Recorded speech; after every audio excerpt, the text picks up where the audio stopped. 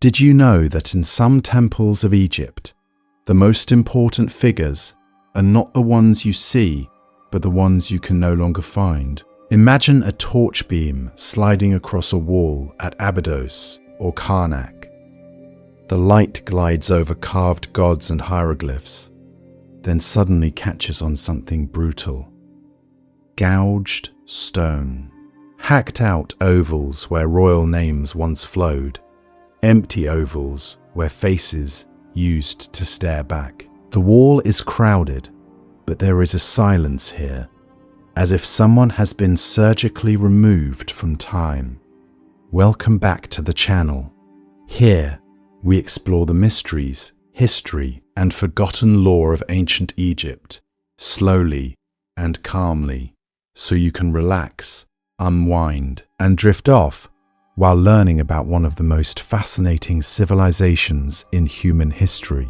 From the pyramids and hidden chambers beneath the sands, to the gods, pharaohs, and ancient stories carved into temple walls along the Nile. If you enjoy relaxing history like this, consider subscribing and joining us for more journeys into the ancient world.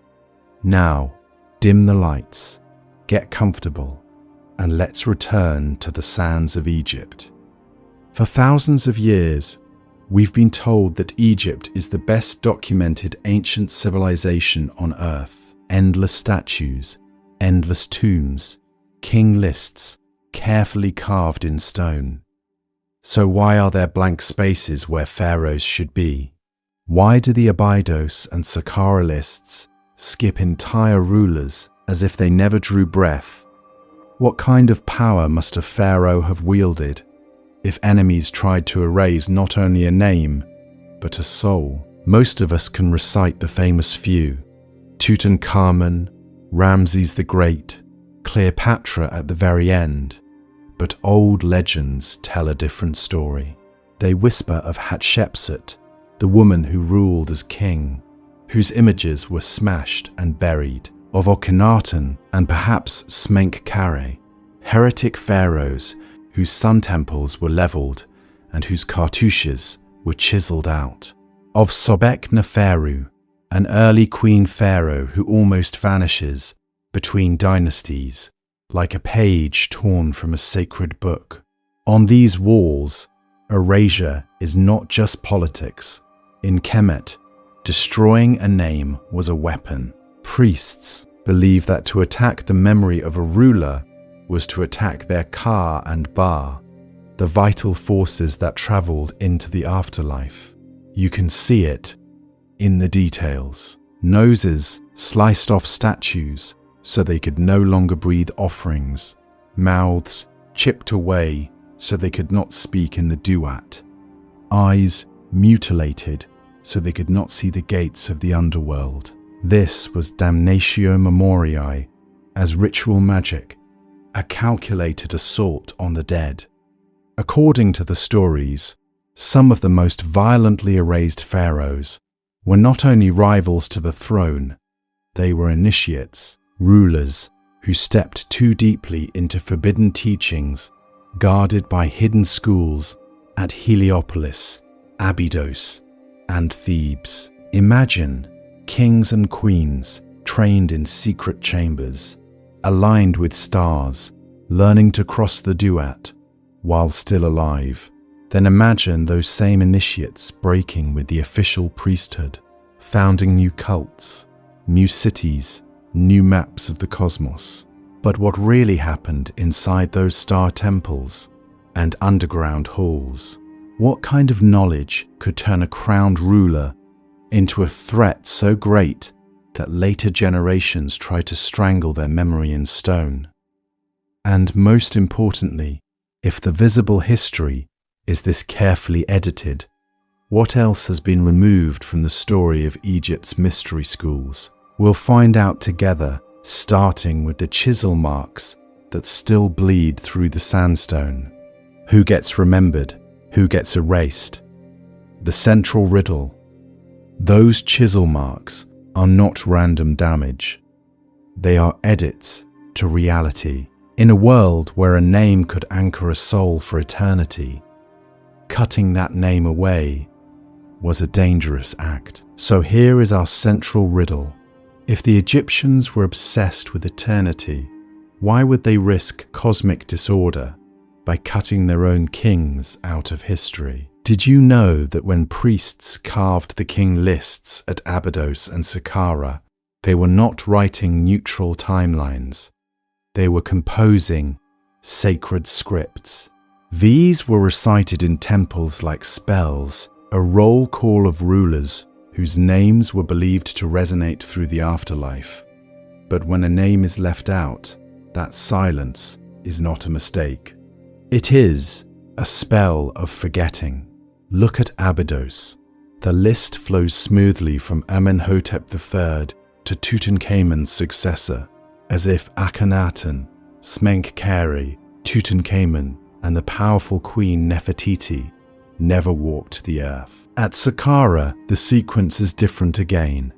The Turin papyrus, shredded and incomplete, preserves yet another version, hinting at missing dynasties and broken lines of power.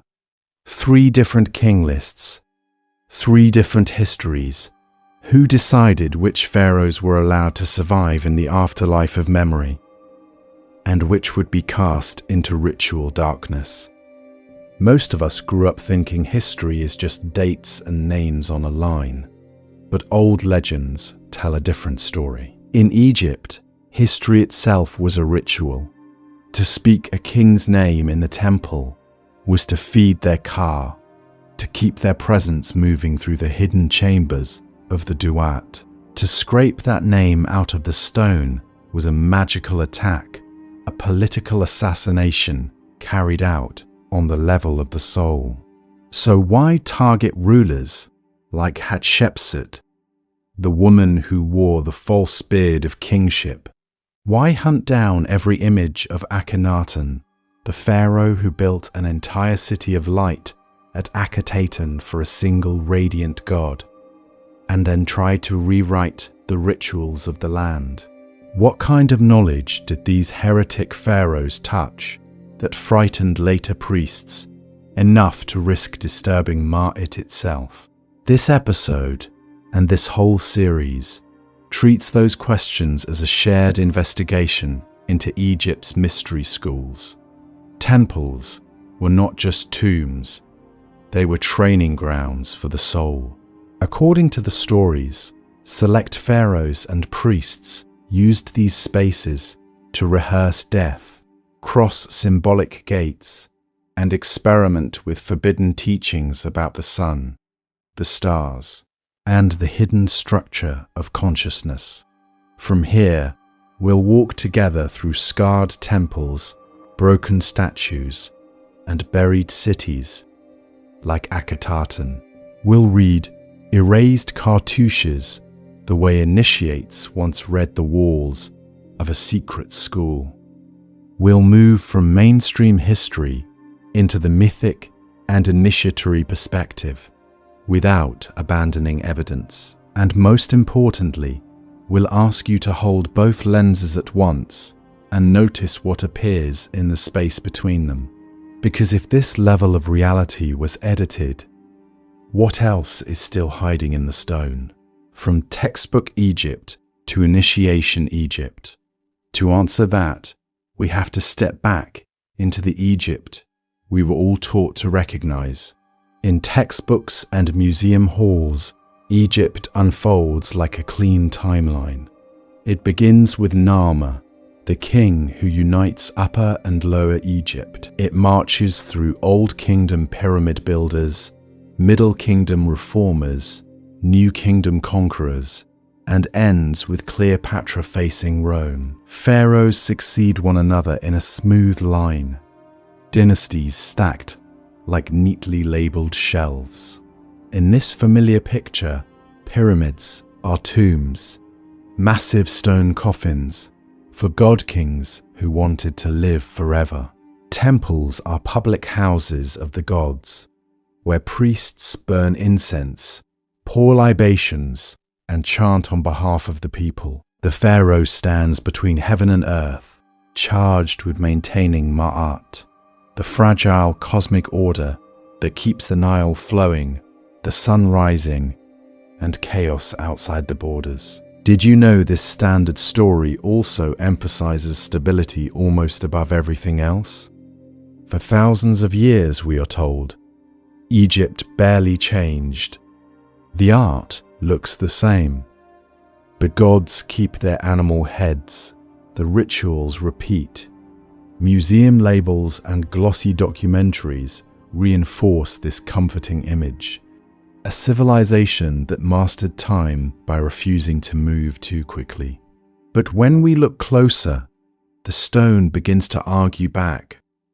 On the walls of the temple at Abydos, a long king list parades across the limestone.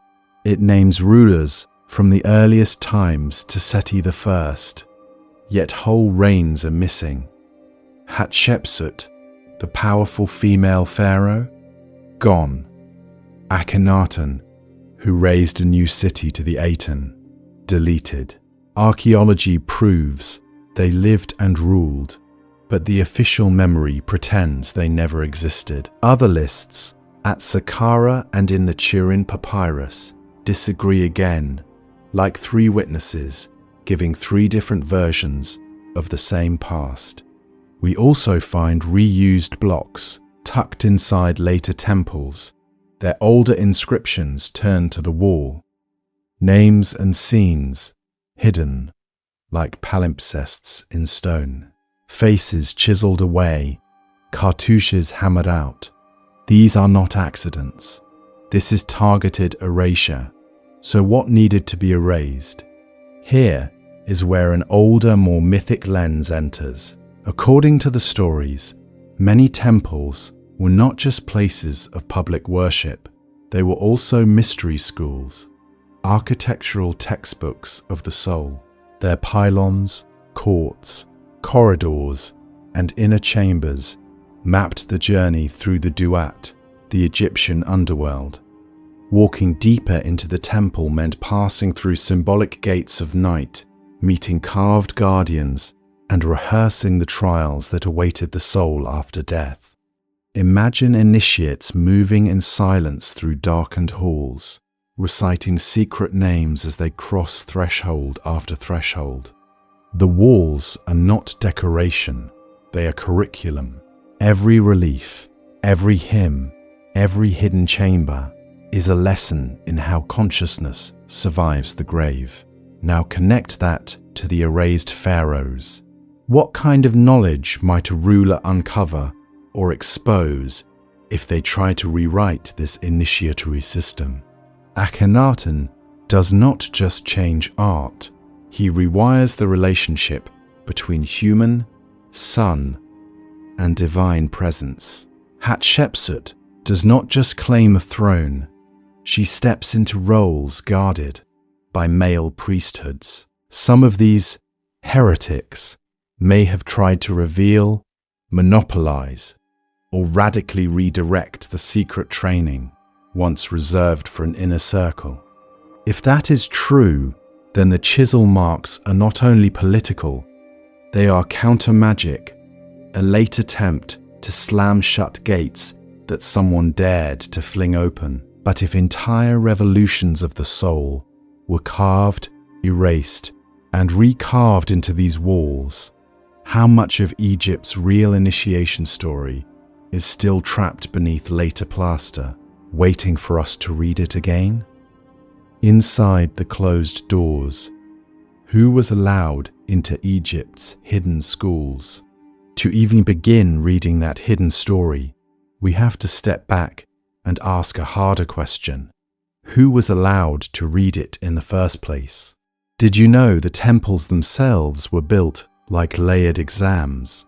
On the outside, in the bright courtyards, ordinary villagers brought bread, beer, and flowers. Children ran between columns. Musicians played. Here, the myths were public, the rituals visible, offerings, incense, festivals, a religion everyone could see. But take a few steps inward and the air changes. In the hyperstyle halls, Under forests of stone columns, only scribes and lesser priests moved. These were the graduates of the basic temple schools, trained to write, to count grain, to copy hymns and tax records. They learned the visible order of Egypt, laws, calendars, royal decrees. Important, yes, but still only the outer layer of the mystery. Beyond then, doors closed, thresholds rose. According to the stories, only high priests and the pharaoh himself crossed into the deepest sanctuaries, where windows vanished and torches painted the walls with trembling light. Here stood the god statue, sealed in a gilded shrine. Here, in hidden chambers and stone recesses, were stored the most secret texts, the so-called inner books. Not every priest even knew they existed. Temple education split in two. On one side, scribal schools taught writing, accounts, and royal propaganda. On the other, in a far more restricted current at places like Heliopolis, Abydos, and Karnak, initiates studied star lore, ritual drama, and the architecture of the underworld. Old legends tell a different story of these sanctuaries, ceilings painted as night skies, pillars as cosmic trees, whole corridors designed as controlled encounters with the myths of the Duat. Here, the goal was not just to serve the gods, but to become something else entirely, to become a justified one before death. Most importantly, to stabilize the car, purify the heart, and learn to navigate the Duat consciously, so that death would be a passage, not an annihilation. This was not metaphor to them. This was training. Imagine walking there at night. The outer courtyards are silent behind you. A masked priest leads the way, torch in hand. Chants echo off the stone, low and rhythmic. Each doorway you pass through is both a physical gate and a question. Is your heart steady? Can you hold your fear? Are you ready to meet what waits in the dark? For thousands of years, only a tiny elite completed that journey in life. Pharaohs, high priests, a handful of chosen initiates. And here is where the forgotten pharaohs return. If one of them dared to change the curriculum of the afterlife, alter the spells, redraw the cosmic map, rewrite which stars the king would join, then, in the eyes of the priesthood, the entire order of creation was at stake. But what really happened when a ruler tried to rewrite the script of eternity? Who challenged them? And how far would those priests go to erase the attempt? We'll find out together in the next chamber of this story. Erasure as magic. How to kill a soul in stone. To challenge a king was dangerous. To challenge a king's place in eternity was something else entirely. In ancient Kemet, there was a weapon more feared than any blade. Later scholars would call it Damnatio Memoriae, the condemnation of memory. But here, it was not just political censorship. It was a ritual technology for killing a soul carved in stone. The Egyptians believed that a person did not end with the body.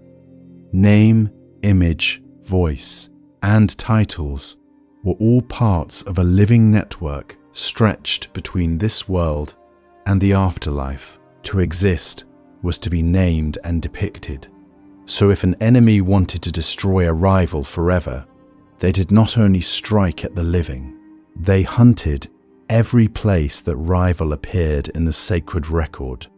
Did you know that erasing a cartouche was seen as a direct assault on the car and bar? Priests and stonecutters would move through temples like exorcists with chisels, seeking out royal ovals on walls, obelisks, even hidden blocks in foundations. A single line chipped through a name could cut the lifeline of the soul.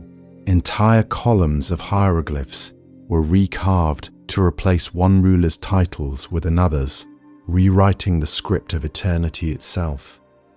But the attacks went deeper than names. Faces were maimed with chilling precision, noses hacked off to symbolically suffocate the ka, so it could no longer breathe incense or prana from offerings.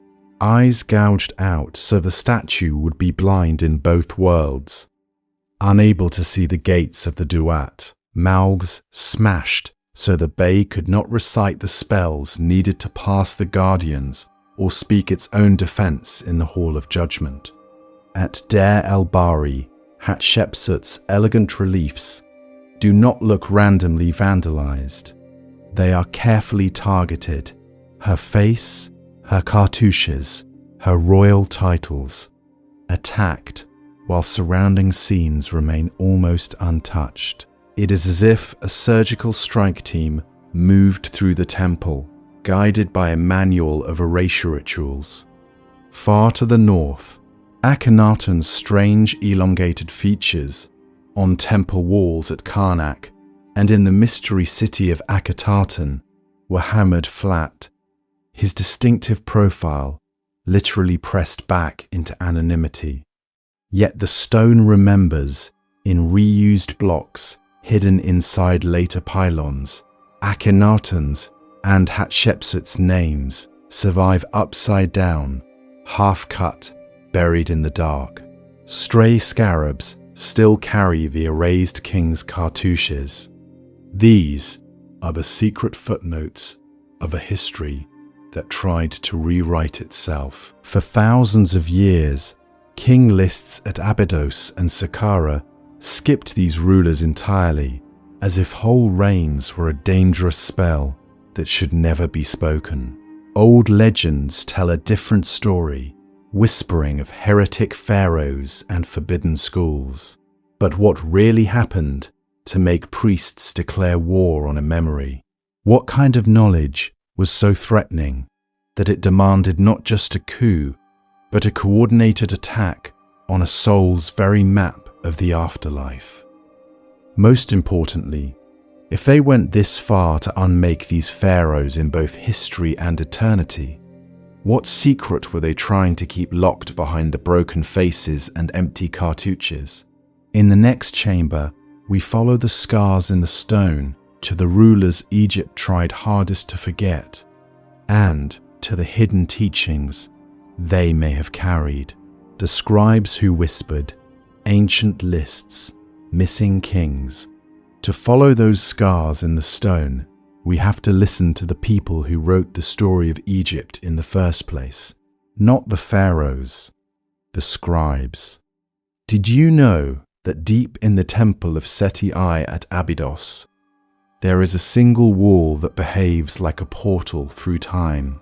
Marching across the limestone is the Abydos king list, 76 royal names, carved like a sacred spell from the earliest mythical rulers all the way to Seti himself. A perfect, orderly procession.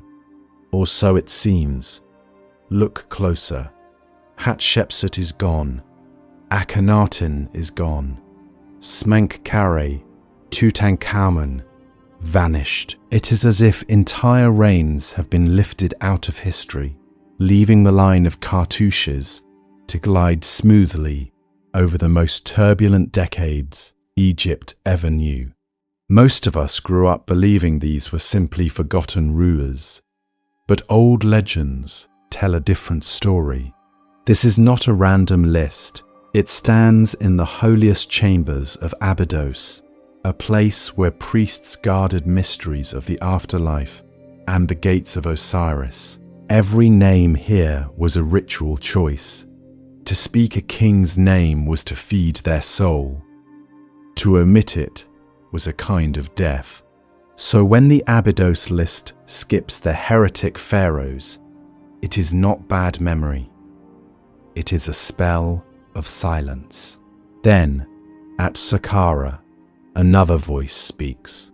On a tomb wall from the time of Ramesses II, the Saqqara king list unfurls a different sequence. Some early kings appear that Abydos ignores. Others are shuffled. Gaps open like missing steps in a staircase. And on fragile papyrus in Turin, the famous Turin royal canon, we find perhaps the strangest record of all. A list that once held hundreds of names, including short-lived rulers, ephemeral dynasties, even reign lengths in years, months, and days.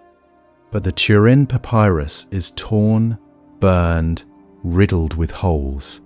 Whole reigns dissolve into brown dust. Critical names break off at the edge of a missing fragment. Is this just the cruelty of time, or are we seeing the outer skin of a much deeper editing process? Here is the pattern interrupt. Archaeology refuses to obey the lists.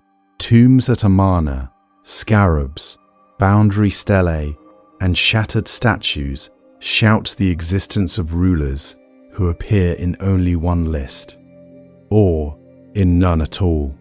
Yet they reigned. They built cities. They rewrote rituals.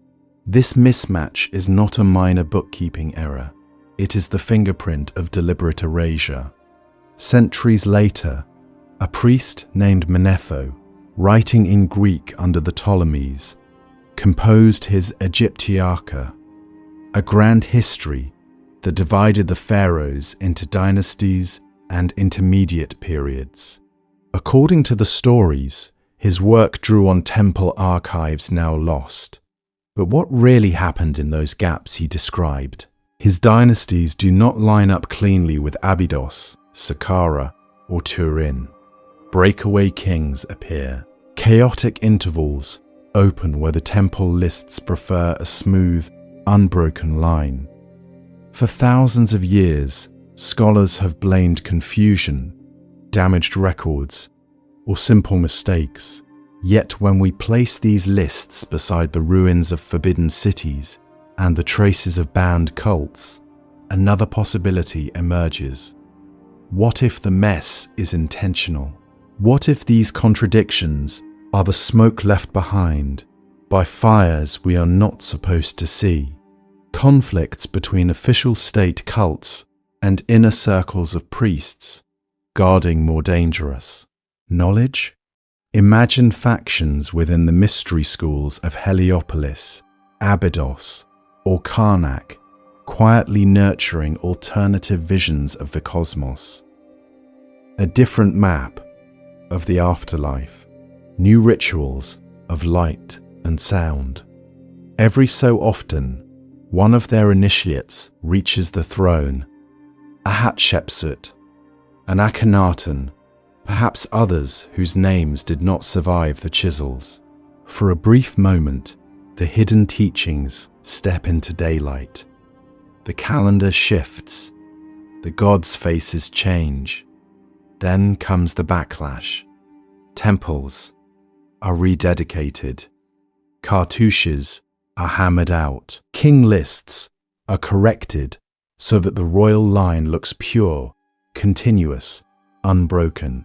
The heretic reigns are folded into silence, their experiments with the soul's journey buried under an official story of perfect order. But these scribes were not perfect censors. They left us contradictions, overlaps, and torn edges, tiny doors in the record. If we follow those doors, where do they lead? To the next chamber, the lives of the erased pharaohs themselves, and the forbidden initiations they may have tried to turn into the law of the two lands. Hatshepsut, the king who became a ghost. Those tiny doors in the record open onto one name the official lists tried to forget. Hatshepsut. Most of us learned she was a queen who briefly ruled in place of a child.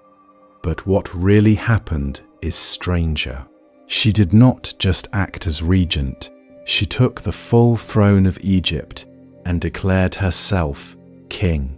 Hatshepsut put on the false beard, the striped Nemes headdress, and the double crown of Upper and Lower Egypt. In inscriptions, she used male pronouns and full pharaonic titles. Yet on the walls, the body beneath the regalia often remained unmistakably female. She launched huge building projects, restored neglected temples, and filled Karnak with obelisks. Did you know her famous expedition to the mysterious land of Punt brought back incense trees with their roots wrapped in baskets, live myrrh to be replanted in Egypt, along with gold, ebony, and exotic animals? Her greatest monument, though, was Deir el-Bahari. At first glance, it looks like a grand mortuary temple, pressed against the cliffs of western Thebes. But step closer in your imagination. Terraces rise in 3 great levels, connected by ramps like ceremonial processional ways. Colonnades frame long shadowed corridors. Reliefs unfold in bands, almost like a storyboard for an initiate. This was not just a tomb facade, it was a ritual stage. On one wall, Hatshepsut's divine birth is carved in detail. The god Amun visits her mother. The child is fashioned on a potter's wheel. The gods present her to the world as chosen. On another, the voyage to Punt becomes a sacred journey across waters, loaded with incense, resins, and living trees, materials used in temple rituals and in preparation for the afterlife. For thousands of years, pilgrims would have climbed those ramps, passing scenes of birth, selection, journey, and offering. Was this a coded rehearsal of the soul's own path, an initiatory landscape disguised as royal propaganda? Then, decades after her death, the chisels arrived. Under Thutmose III, and likely his son, a slow erasure began. Her cartouches were overcarved with other names. Her faces were hammered flat or recut into anonymous male figures. Statues were smashed, then carefully buried in pits near her own temple, as if the broken images still held dangerous power. Crucially, it did not happen all at once.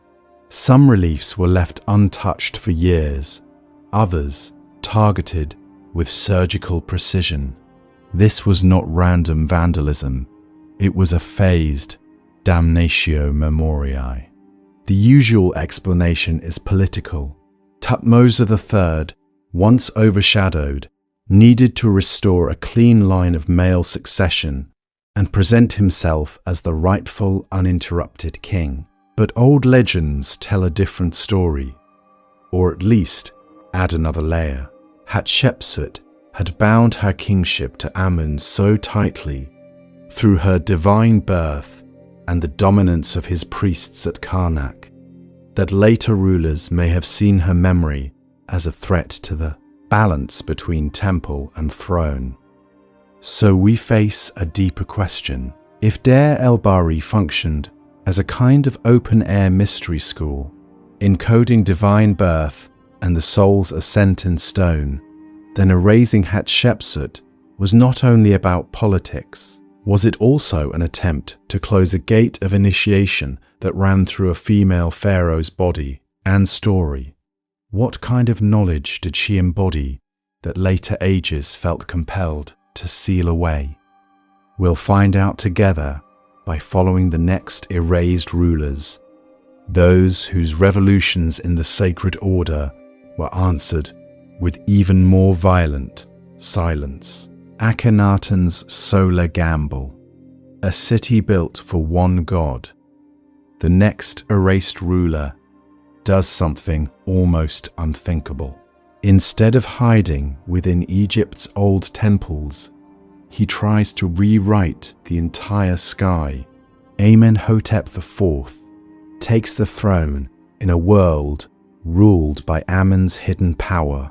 and the labyrinthine rituals of Karnak. Then, in a move that shocked his own priests, he changes his name to Akhenaten, effective for the Aten, and walks away from the old cities. Imagine that, a pharaoh abandoning Thebes, turning his back on the dense web of sanctuaries and mystery schools that had guided kings for thousands of years. He orders a brand new capital in a virgin stretch of desert, a place with no older shrines beneath the sand. He calls it Akhetaten, the horizon of the Aten, what we now call Amarna. No ancestral cults, no deep, layered history, just cliffs, open sky, and the blazing sun disk.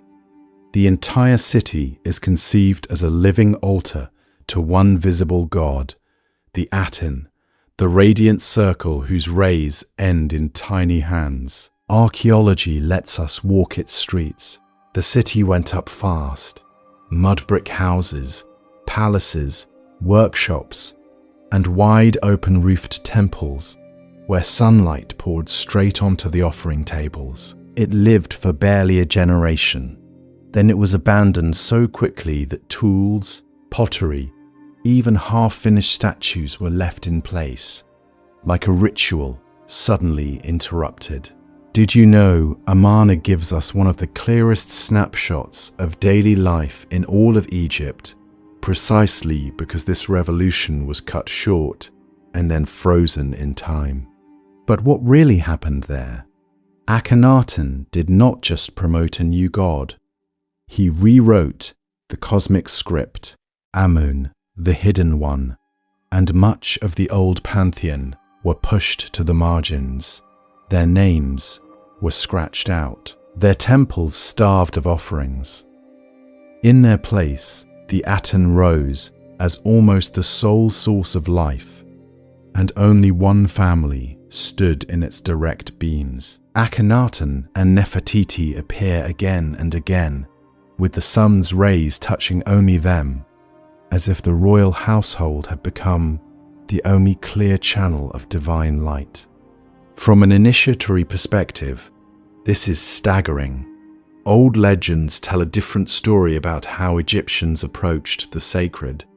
Before Akhenaten, initiates moved through layered mysteries, stellar rites at Heliopolis, Osirian rebirth at Abydos, nocturnal journeys through the Duat's gates, guided by priests in hidden chambers. According to the stories, there were many gates, many paths, many carefully guarded schools. Akhenaten seems to collapse that complexity into a single blinding focus.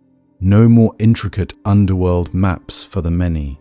Instead, a vertical, almost exclusive solar mysticism where access to the Aten's radiance is monopolized at the top. What kind of knowledge was he trying to seize if the king himself became the only fully initiated lens of the sun?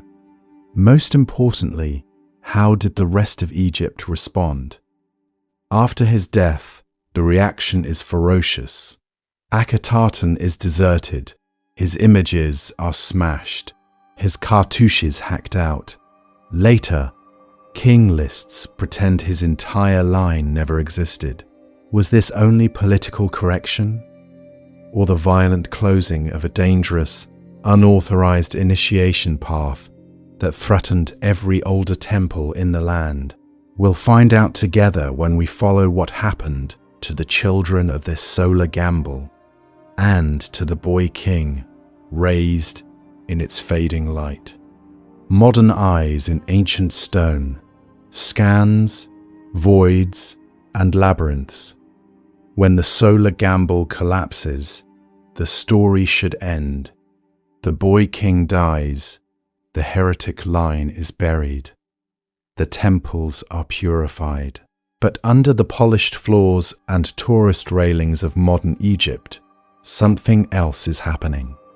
The stone is talking back. Did you know that in the last few years, pyramids and temples have been scanned the way hospitals scan a human body? Physicists fire cosmic particles called muons through the Great Pyramid. Archaeologists sweep the sand with ground-penetrating radar. And engineers map every block with 3D laser beams. To the naked eye, these monuments look solid. To these machines, they are full of secrets. The Scan Pyramids project shocked the world when it revealed a massive hidden void above the Grand Gallery of Khufu's pyramid. No doors, no obvious entrance, just a silent, cathedral-sized space hanging in the core of the stone. Nearby, other narrow shafts appear, climbing at sharp angles, aligned with specific stars. They are too small for a normal passageway, too exact to be random. What kind of knowledge was encoded in corridors a human can barely crawl through? The pattern repeats. In the Valley of the Kings, micro-radar and endoscopic cameras have revealed hidden corridors branching behind Tutankhamun's famous burial chamber, like veins extending from a heart.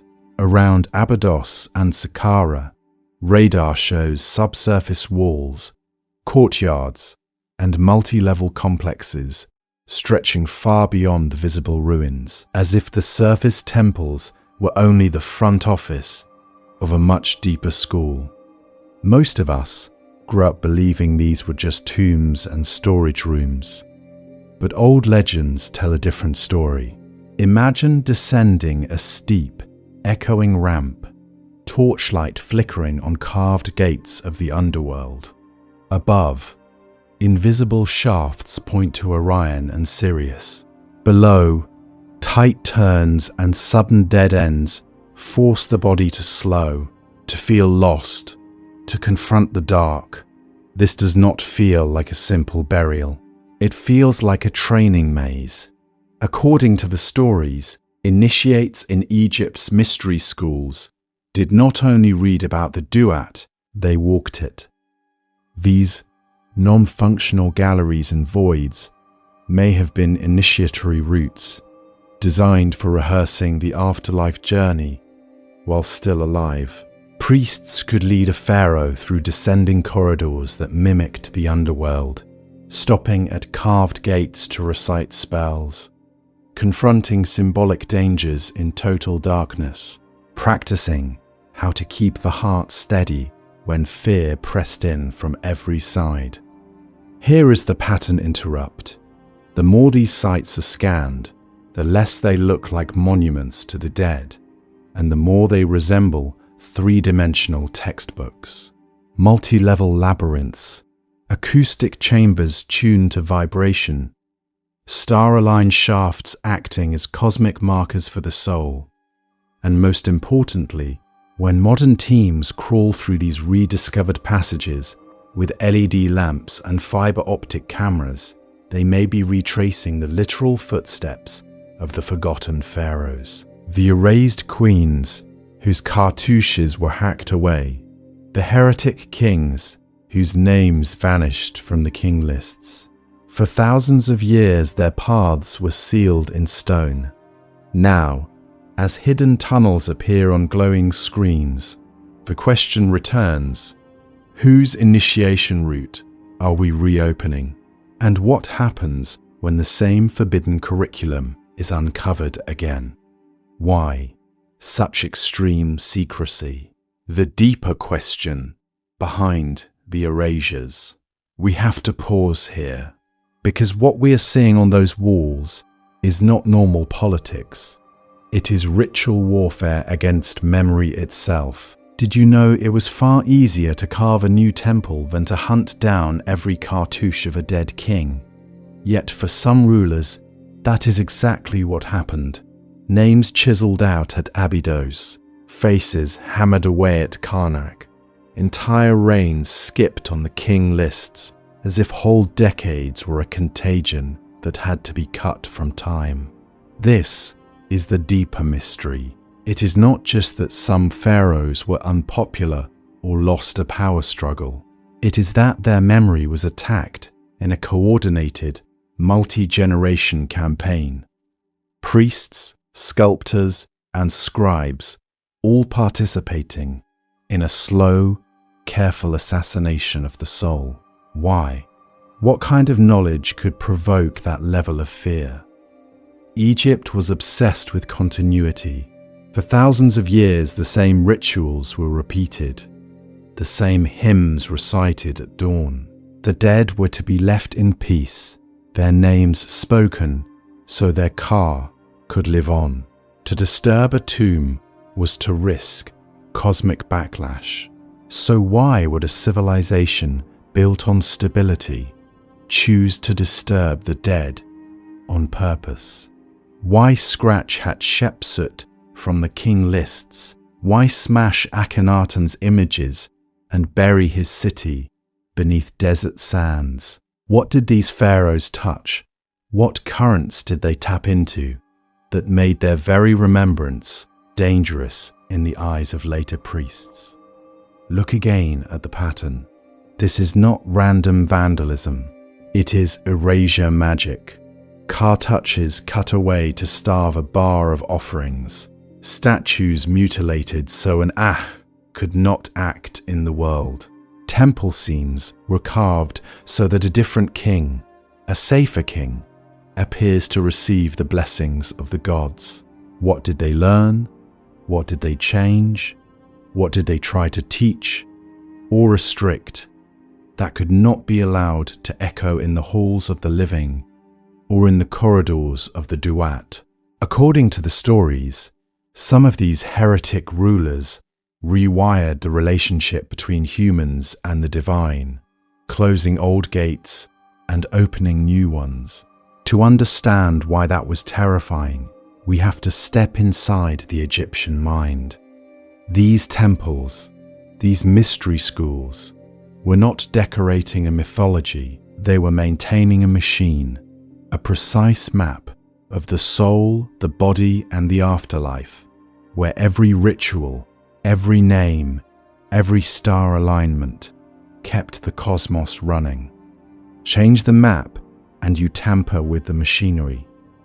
So the question shifts, were these erased pharaohs failed politicians or unauthorized engineers of the afterlife? Old legends tell a different story, and most importantly, they point us away from the visible politics of palaces and into something far more hidden. In the next part, we descend into that invisible architecture, the Egyptian blueprint of the soul, the Duat, and the terrifying possibility of altering the journey beyond death. We'll find out together what was so dangerous about reprogramming the road to eternity. The Duat, Egypt's otherworld as a cosmic training ground. To understand why erasing a name was so dangerous, we have to enter the place every Egyptian feared and prepared for, the Duat. Most of us grew up thinking of the afterlife as a simple heaven or hell, but old legends tell a different story. The Duat was not a single place. It was a vast, layered underworld, a mirror Egypt beneath the horizon, threaded with black rivers, caverns, lakes of fire, and fields of stars where the sun god Ra and the justified dead traveled each night. Did you know the Duat was mapped almost like a secret kingdom?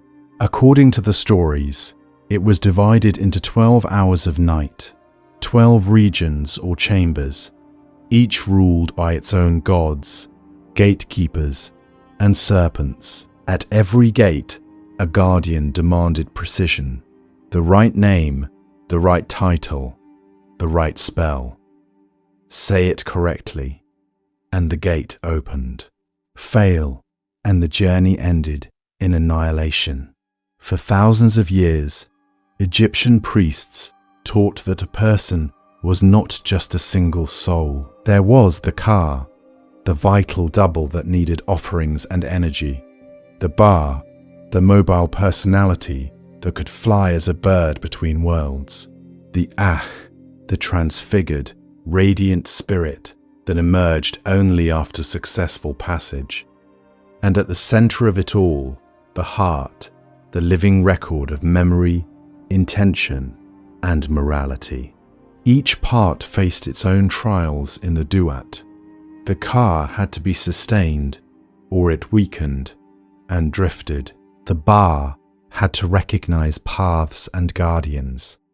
The heart was led into the hall of ma'at, placed on scales against the feather of truth. If it was heavy with wrongdoing, it was devoured by a composite monster, and the person's entire journey was cut short. Most importantly, without the right preparations, the ak never fully awakened. This underworld was not abstract theology. It was drawn in detail. Imagine boats gliding through ink-black water, torches reflecting on walls carved with stars. Imagine upside-down fields where the sky is below and the ground above, walls of roaring fire, giant serpents coiled around still pools, and stars hanging low like lamps in a tunnel. The Amduat texts and the Book of Coming Forth by Day read like travel manuals for this other world. In this system, knowledge was survival. Every gate had its passwords. Every demon had a true name that neutralized its power. To change which gods ruled a region, to remove a name from a spell, to elevate a new path through the darkness, was not just religious politics. It was, in their eyes, reprogramming the journey every soul would have to make. But what really happened when certain pharaohs and their priestly allies tried to rewrite that map? What kind of knowledge did they encode into new rituals, new hymns, new star alignments over their hidden schools? And what if those changes threatened the older orders so deeply that erasing a face from stone became an act of cosmic defense?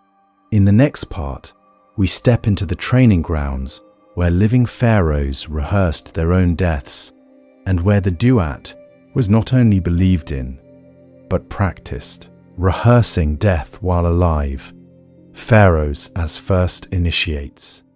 We tend to imagine the afterlife beginning with a final breath. In ancient Egypt, the training began long before that last exhale. Did you know the duat was not only a place the dead entered, but a journey the living rehearsed? For thousands of years, pharaohs and their inner circles treated temples and pyramids as mystery schools, rehearsal halls for death itself. The underworld was too dangerous to face unprepared, so the elite did something radical. They practiced dying while still alive. Coronation was the first initiation. When a new king put on the double crown, it was not just politics. It was a symbolic death and rebirth. The old name, the old life, was ritually killed, and a new divine identity was born. High priests stood as guides and gatekeepers, speaking secret formulae, leading the pharaoh through processions that mirrored the soul's journey. Select initiates, often princes, high officials, and temple specialists were allowed to join nocturnal rites, walking through darkened courtyards that doubled as maps of the sky and the duat.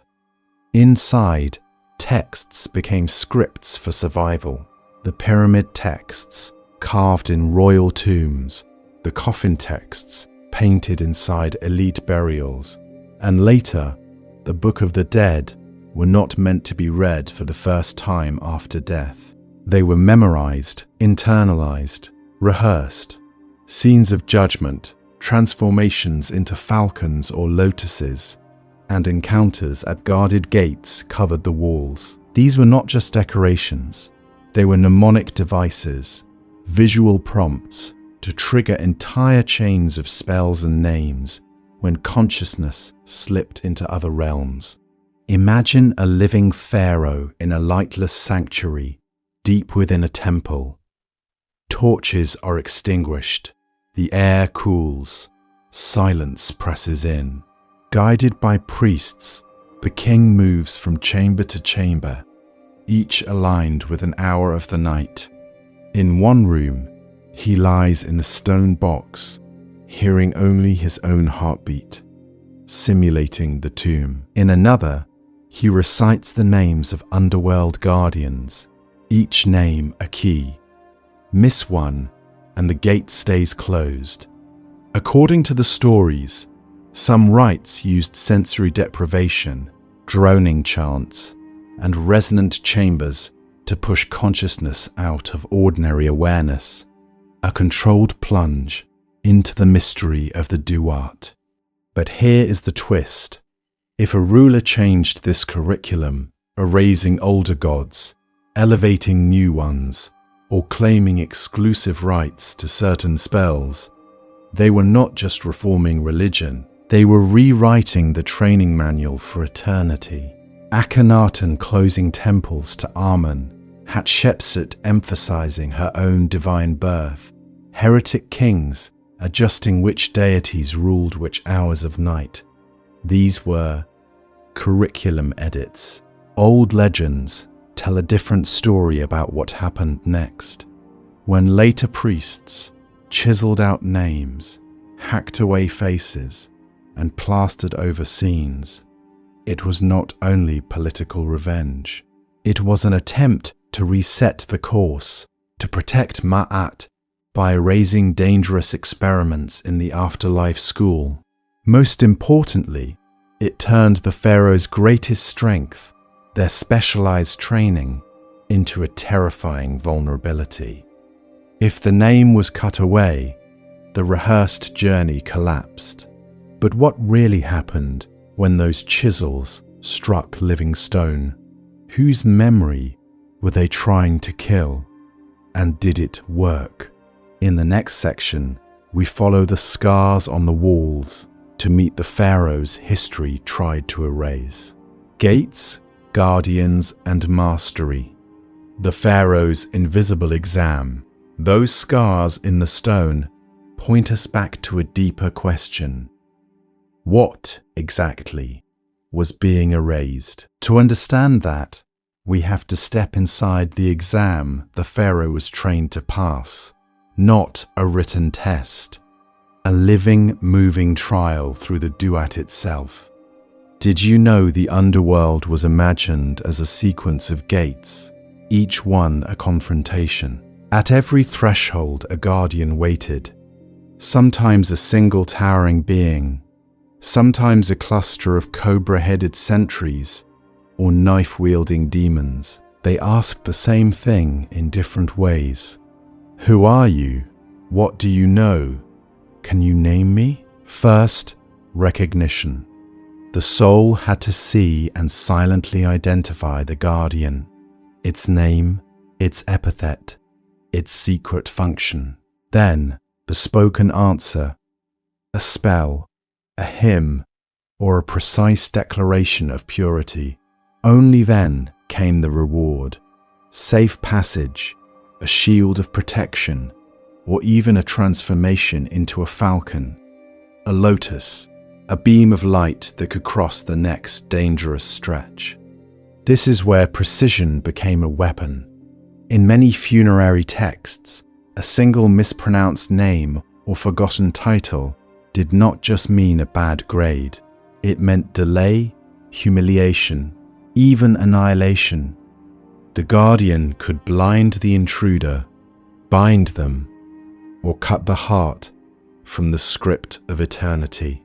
For thousands of years, this made memorization and exact ritual performance a matter of survival, not just devotion. The Egyptians organized this journey into 12 hours, or gates of the night, and each one had its own landscape. 1 hour opened into shining fields of reeds, where blessed spirits harvested luminous grain.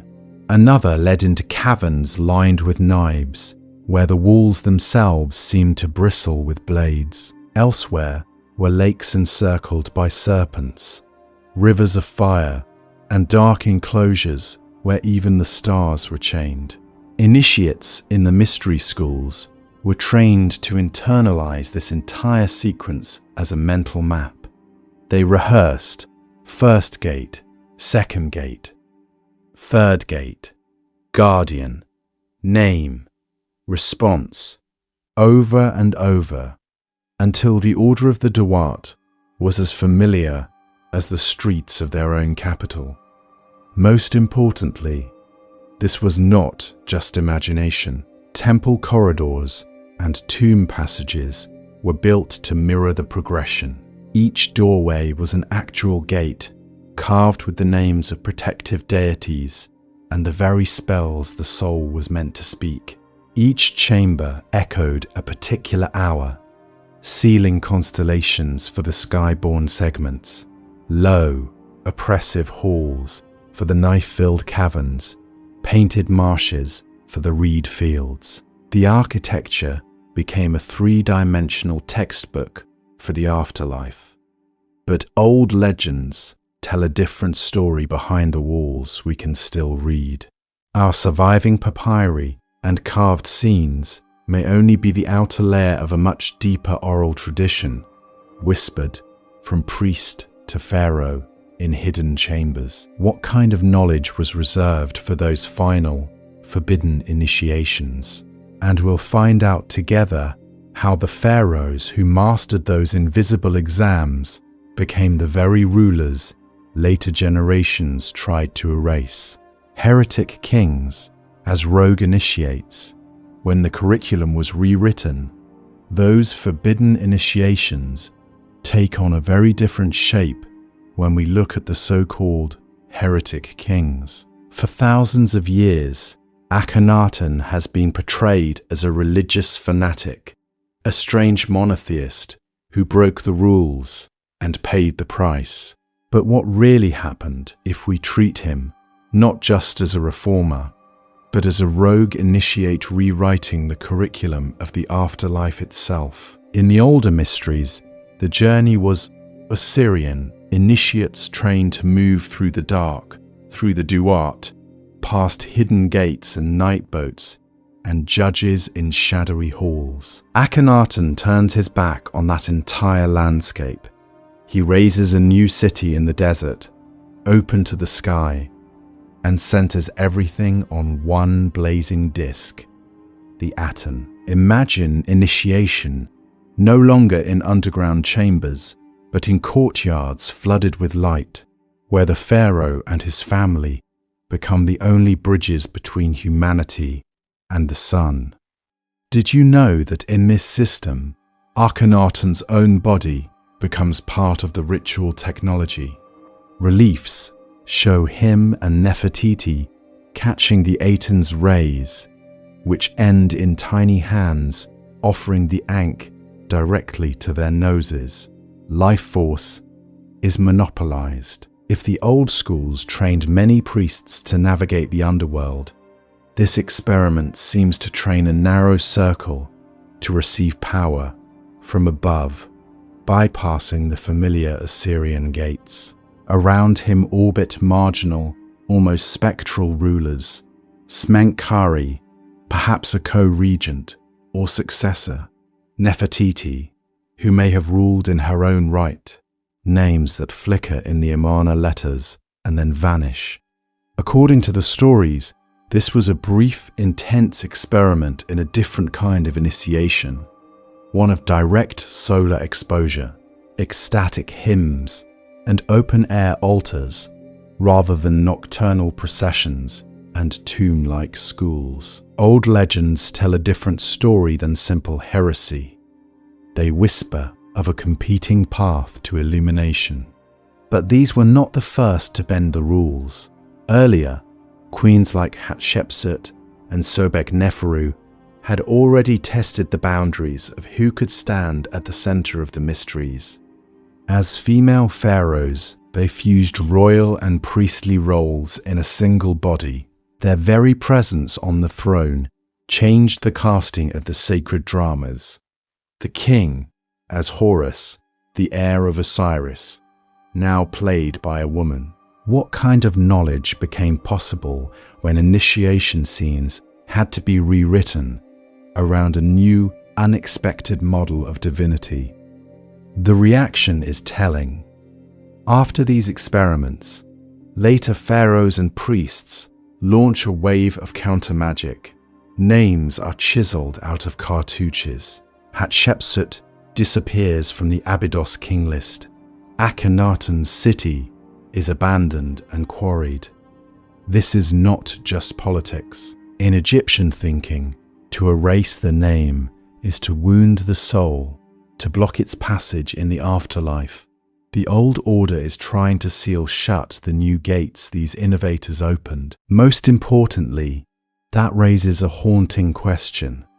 If these rulers briefly carved alternative routes through the duat paths of solar ascent, of gender-bending kingship, of concentrated initiation, can we still detect their traces in the ruins? And if we could follow those faint tracks, what lost paths might they reveal to us and to the next generation of seekers who dare to walk them?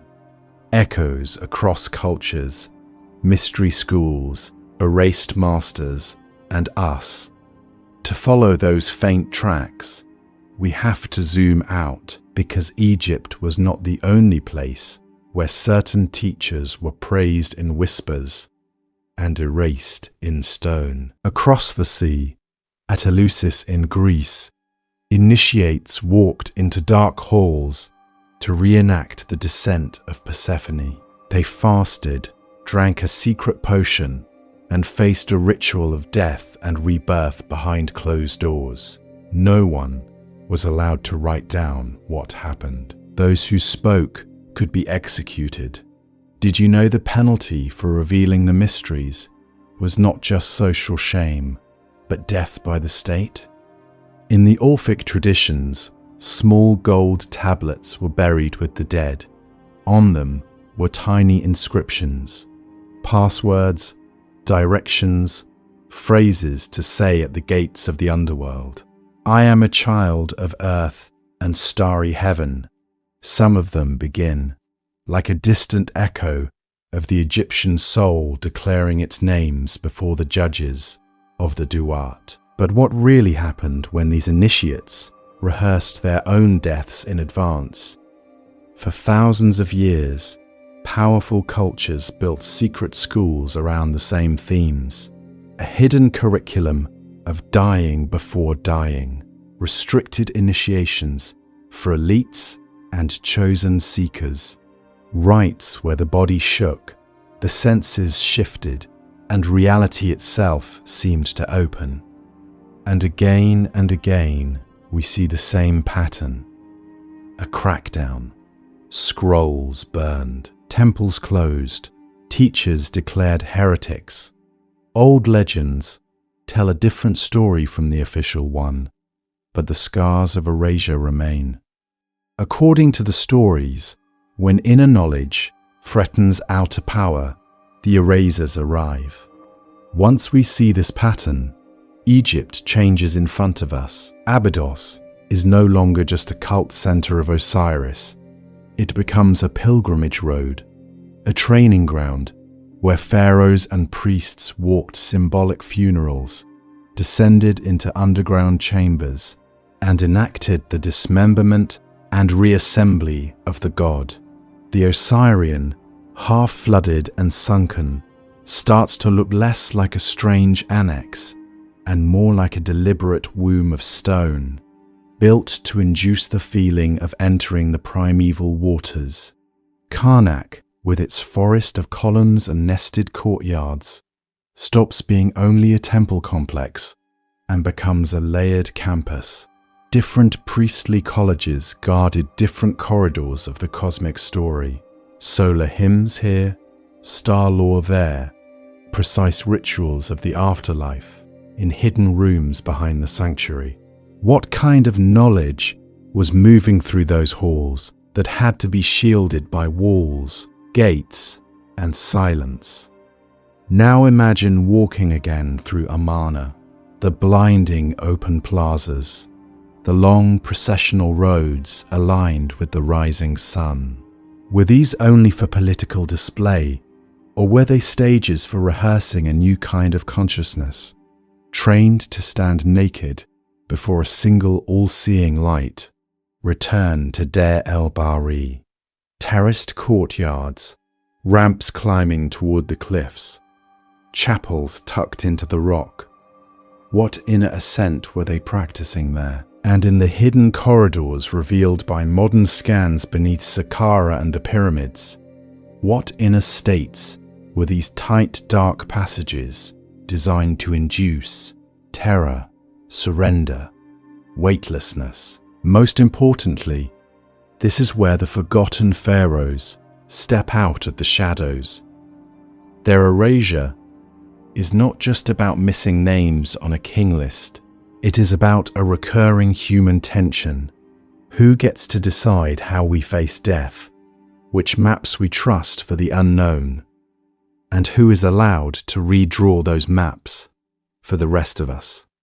And if that battle over the afterlife was fought in stone, what traces of it are still humming in the temples we can walk through today? What the erased pharaohs still teach: memory, power, and the inner labyrinth. Those traces are not just in stone. They are inside us. Did you know that in Egypt, the battle over the afterlife was also a battle over memory itself? We have walked from chisel scars on temple walls and missing names on king lists, through the hidden architecture of underground schools, all the way into the detailed maps of the Duat. We have watched heretic kings and queens briefly rewrite the script and then be hunted through time by priests with knives of erasure. A pattern begins to glow beneath the sand. The rulers who tried to alter the initiatory curriculum were the ones most violently removed. Not the pharaohs who simply built bigger tombs, but the ones who changed which gods mattered, which gates of the Duat were central, who could stand in the dark chambers and be called an initiate. Hatshepsut stepping into the role of king. Akhenaten raising a city of light to Aten. Nefertiti and Smenkhkare reshaping the royal body as a living ritual. These were not just political moves. They were edits to the training manual for the soul. According to the stories, that was intolerable. To strike a name from a cartouche was not just vandalism. It was a ritual attack. For thousands of years, Egyptians believed that to speak a name was to feed a soul, to keep a person present in the invisible schools beyond death. To carve a name in stone was to anchor it in both worlds. To erase it was to starve it, to cut its access to offerings, to close its path through the gates. Old legends tell a different story than the smooth timelines in modern textbooks. They whisper that Damnatio Memoriae was a kind of counterspell used when a pharaoh's teachings threatened the balance of Maat. When we forget Hatshepsut's face or skip Akhenaten on a king list, we are still participating in that spell.